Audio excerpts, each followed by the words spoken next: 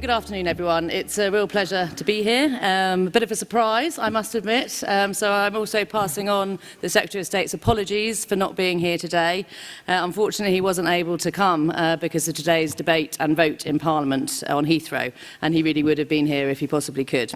But I'm delighted to be here in his place. Transport investment is one of the strongest drivers of growth in the Northern Powerhouse, helping businesses to thrive, unlocking opportunities for new housing and public services, and supporting ever-increasing demand for mobility and for freight. So I'd like to thank Transport for the North for bringing us all together. I must, of course, begin with the problems that rail passengers in the North have experienced in recent weeks following the introduction of new timetables. Hundreds of thousands of rail users have encountered significant disruption, and service levels have been totally unsatisfactory, which is why the Secretary of State has apologised and rail leaders, an apology I would like to repeat today. We are working around the clock with Transport for the North to get trains back on track so that the full benefits of the very significant recent investment in Northern Railway network can be felt. On the 4th of June, Northern introduced a temporary timetable, including targeted reductions in trains by around 6%, to create a more deliverable service, but still providing more services than before the timetable change.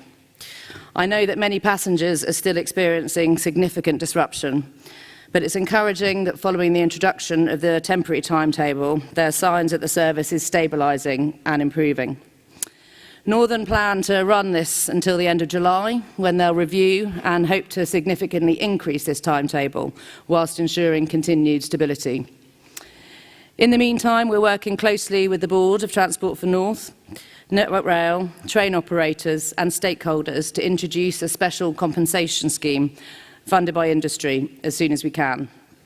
We're also looking at options to further support the Northern economy and expect Northern to fund a marketing campaign encouraging travel to affected areas by train, including the Lake Lines, when it resumes operation. An independent inquiry will soon start work to establish how the timetable caused such chaos and to make sure, of course, that it doesn't happen again. And in the meantime, we thank passengers across the North for their patience in what I know has been a very difficult time for them. But as Aviation Minister, though, my main focus has been improving air links to every region of the UK. Over the past 7 months, I've visited airports across the country, and I've been really impressed by their ambitious plans for the future. Just this morning, I was at Liverpool John Lennon Airport, which has recently completed a £5 million development to improve the passenger experience. Leeds Bradford Airport has finalised the first phase of its terminal developments.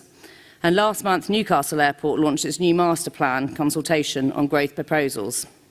I'm also looking forward to visiting Manchester Airport later this week to help them celebrate their 80th year and see progress with their 10-year £1 billion transformation. 2 years ago, Manchester became the first UK airport with direct links to China. And a recent report highlighted that UK export values from Manchester Airport increased by over 250% to £200 million per month since that service began. And Manchester will be adding more long-haul routes in the future, including direct flights to Mumbai in November and to Addis Ababa in Ethiopia from December. Surface access to the airport is going to improve dramatically, particularly when HS2 is built, just as it is to other northern airports, such as Newcastle, which will be served soon by new state-of-the-art Tyne and Wear metro trains. So today is an important day for aviation across Britain. It's the biggest infrastructure decision to be taken by this country for a generation. And it's not just an issue for London and the South East. It is very much a national infrastructure project, such as HS2. And to make a success of Brexit, Britain needs to embrace its new position in the world, reach out to growing markets, and create the trade links that will determine our future prosperity.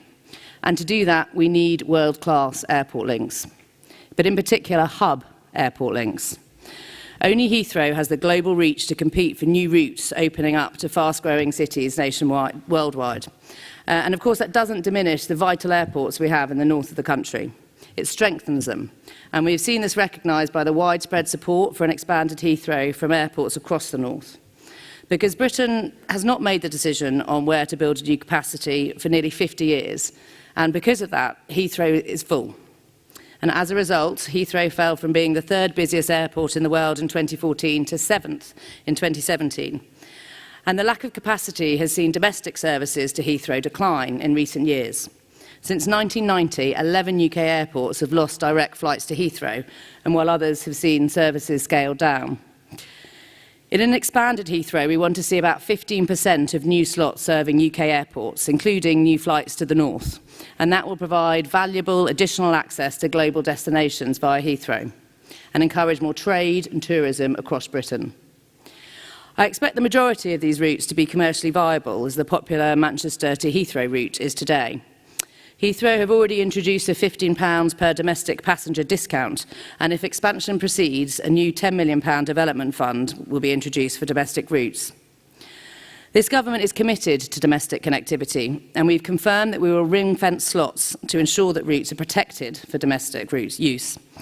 And we've also announced that if needed, we'll introduce airport-to-airport public service obligations, which would exempt passengers for air passenger duty, saving a domestic return passenger £26.